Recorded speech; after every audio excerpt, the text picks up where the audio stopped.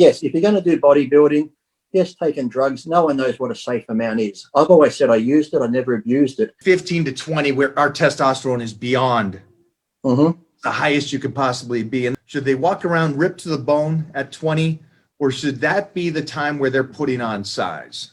So when I was 13 and 14, I said, okay, I got 10 years of this natural growth that I get so much freaking size. And let me do that, and then I'll fine tune it after that.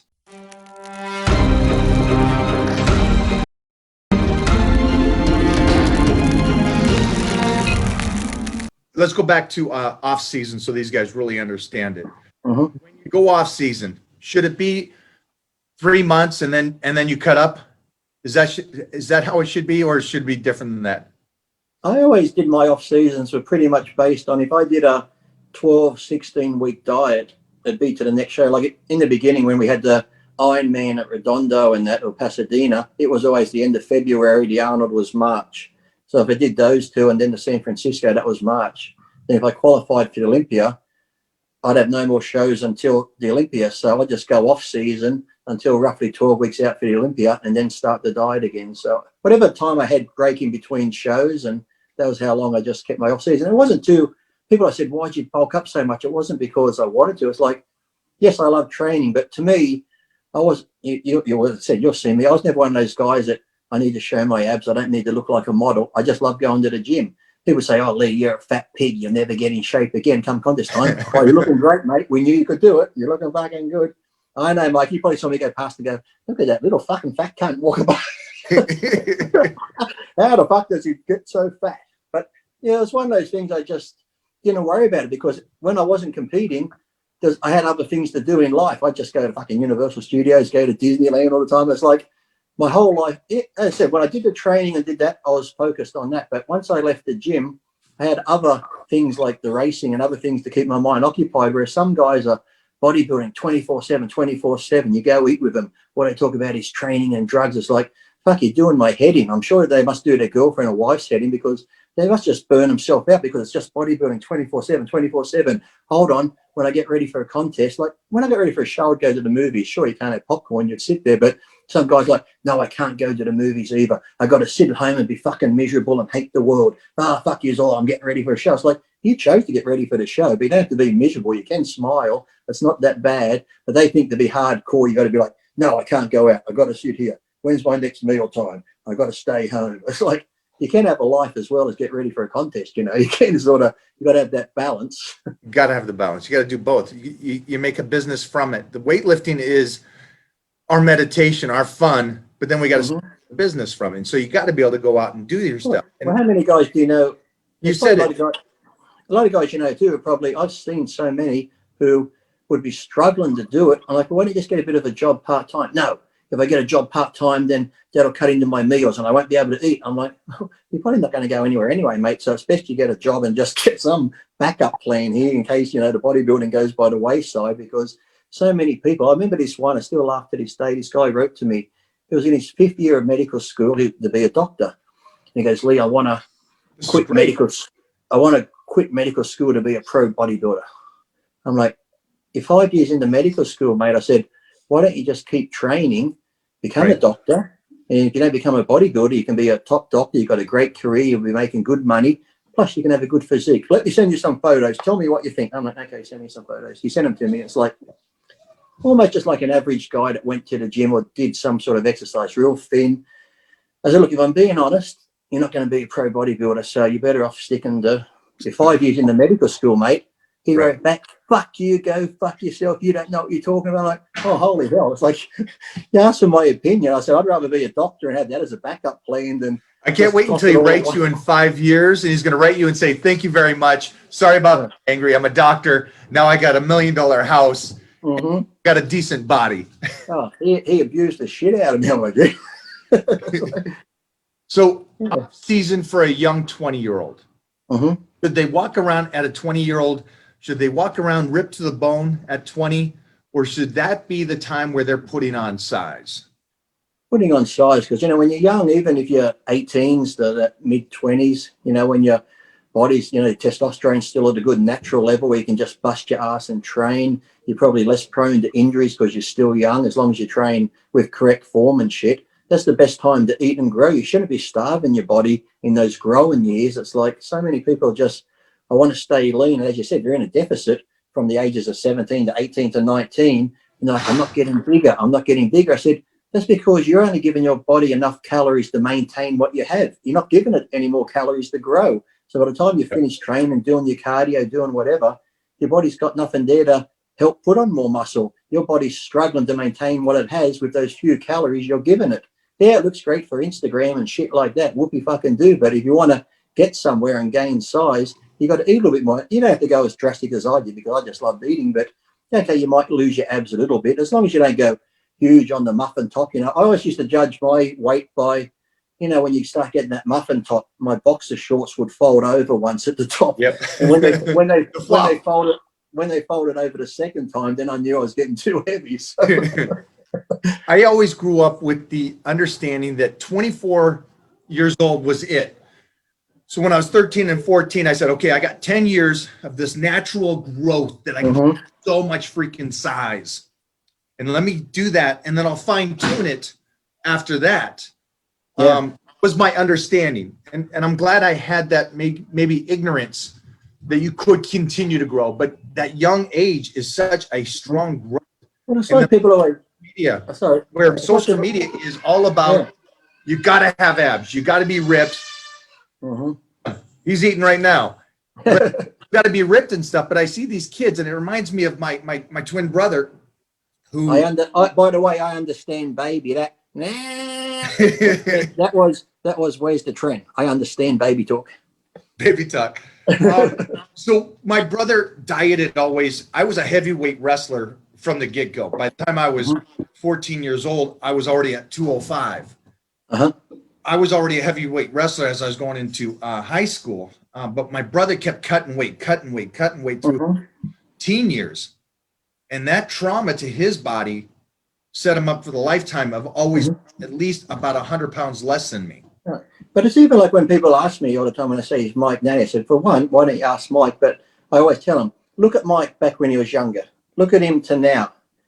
He hasn't been like these guys who you see who are this, and they'll say they get on gear and they go like this. I said, Mike's been consistent from day one, his size and his strength all the way through. Yes, as you get older, the quality of muscle changes. You get that mature muscle and stuff, so you start looking different.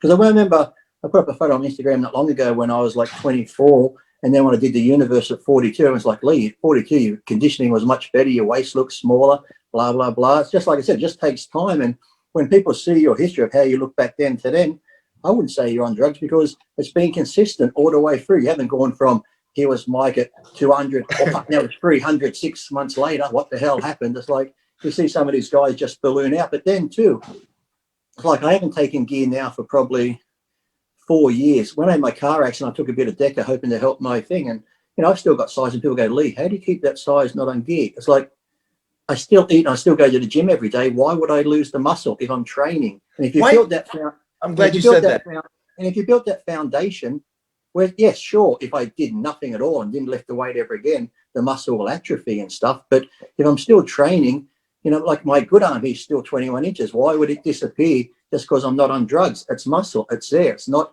oil. It's not. Let's dive into this because I get a lot of people that ask this, and it's a confusing world now with more information. People got done. So you're 20, which is funny because at 20 years old, I looked good. Good. By 15, I was 272 by 15 years old. So I was 8 pounds less than I am now at 15. And I've been the same, 275, 285 throughout my entire life. But the question is, at 15 to 20, where our testosterone is beyond the highest you could possibly be. And then as life goes on, as we get older, it goes down. Why do people, and again, we're at basically 40 years of experts at this in the sense, why do people think if testosterone leaves your body as you get older, that you just disappear and like a little sand jar, you just fade away to nothing? Why is that? Why do they think that? Why do they think that I think testosterone, if you don't do testosterone, you fade away to nothing? I think it's because of these so-called experts that pop up everywhere now and go, well, if you don't do this, you do that. It's impossible to look that way. If you don't. I get people all the time say to me, it's impossible for Lee to look like that when he was young at that age. Why is it? Just because you can't do it doesn't mean somebody else can't do it. Everyone is good at something. So I think a lot of it's like that, but also because there's so much information and, as you said, this bro science bullshit. You've been there and done it. I've been there and done it. So many other bodybuilders, Robbie Robinson, all these guys have been there and done it, but yet they don't want to listen to these guys who are actually been there, done all these years, 30, 40. Robbie's been doing it probably what, 60, 55 Robbie's years, 50 years.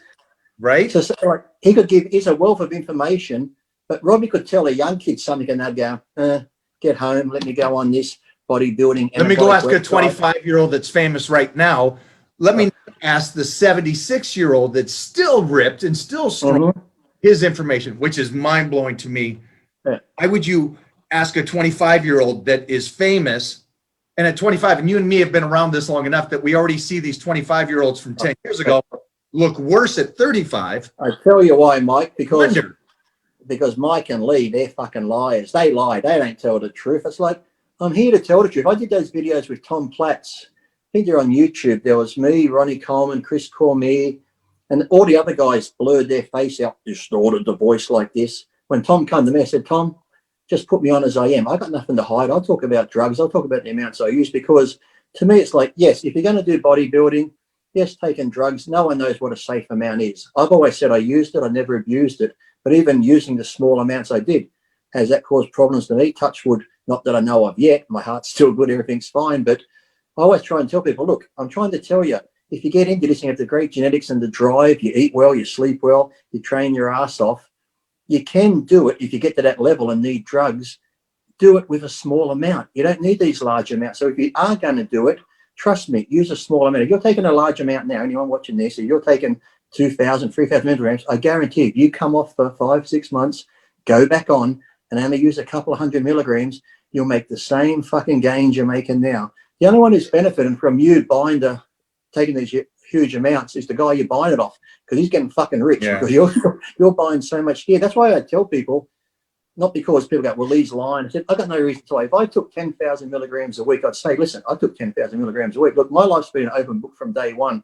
I've talked about everything from my drug use to my sex life to whatever. People go, Lee, I think you're too open. I said, look, I'd rather be open and tell people shit rather than whatever I've done, good or bad. I'd say it, because that way no one can ever come up to me and say, Lee, if you don't do this, I'm going to tell people you've done that. I'm like, I've already told people that. Go ahead. I don't care. It's like, I'm an open book. I've got nothing to hide. So that's why I'd rather see people listen either to me or somebody where you don't need these large amounts. Like, you know, he's a funny guy, Tony Hughes, but when I watch his videos, I'm just like, oh my God, it's like these young kids are going to be watching that last one where they're sitting in the restaurant shooting up insulin and doing all this shit. And young kids got so many followers who go, this is what it's really like. This is what you got to do to be a bodybuilder. You got to inject insulin in your muscles this amount of times. You got to put it here, put it there. And all these young kids are just, when I came up you probably the same. I was into the training more than anything. I loved the training, the eating and the sleep. When I got to about 16, okay, I'd heard of steroids. I'd seen in Muscle and Fitness. There might have been one article, a small article. You were 16 by then? Well, like when I was 16, when I started knowing about steroids more, like I just went to the gym to train. I didn't really even hear of steroids from the age of 13 to 16. But then about 16 on, you'd hear about more of it. And then I said there'd be an article in Muscle and Fitness or Flex. But then articles become more and more later on. Right. So it's like the training was first, the nutrition, the hard thing. And then when it got to the point, drugs was the last thing. It wasn't. But now people are putting the cart before the horse. That's drugs first. I know people that are on cycles and they haven't had one day in the gym yet. That I got to take gear first and then go to the gym. It's like there's none of this foundation I appreciate work. you saying this. This is so important because of the fact that I try to tell people, I don't want to work with the guy that wants to be the pro bodybuilder. You go work with somebody else. I want to show people, and especially guys and women, that you can get in shape still with just the consistency of eating right and transformations. And you've worked with people. Well, I can tell you the funniest story. I can tell you the funniest story of this. There used to be a guy at World Gym, young kid, and he'd been training a couple of years and he'd hound me. Oh, Lee, you know, one thing to do on a cycle. Why? He goes, well, I can't put weight on. You know, my bench is stuck at this weight. You know, I just can't do this. I can't do that. And he'd only train maybe sometimes 4 times a week, or then he'll come in 3 times a week. You know, like, this isn't happening. I said, pounded me hand. I said, look, I'm not getting you drugs, get him somewhere else. Finally, I'm like, you know what, I'm going to fix this guy up. So I said, okay, look, I'll get you some Dianabol, but don't tell anyone. So I went and got these things. I gave them to him. I said, now here, while you're taking these, I want you to eat this many meals a day, and no more 4 times a train, at least 5 times. At least 5 times a week, I want you to train. So I give you this eating plan, this training plan.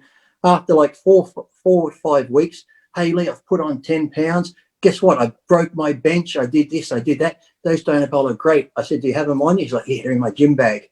I said, go get them. He got them. I said, instead of swallowing, I said, chew. Before you say it, I hope everybody right now tells me what he's going to say, because this is beautiful, and I try to freaking tell you. Go. I said, chew those tablets instead of swallowing. He goes, fuck, they're sweet. I said, yeah, they're fucking saccharin, they're sugar tablets, you dickhead. I said, here you were thinking you were on drugs. The only thing I did was change your fucking diet, made you more consistent with your diet and your training, and look how you've changed. You put weight on, you look better, you can see your abs, your strength's gone up. It's all in your fucking head. I said, you could have done that. That's why I tell people, you could take someone who's got a trainer, puts him on drugs, or you could take someone, just change their diet, change their attitude, change the way they train, and you can have them looking better than the guy taking fucking drugs, but yet they don't want to hear that. It's like, it's crazy. But yeah, he got all pissed off. I said, no, I get pissed off. I said, you did it without the drugs. Well, you lied, saying I was taking Dianabol. I said, it doesn't matter. You look at the gains you've made, and it's all about consistency. You're more consistent with your training and your eating, and now you've made these changes, and you weren't on fucking anything.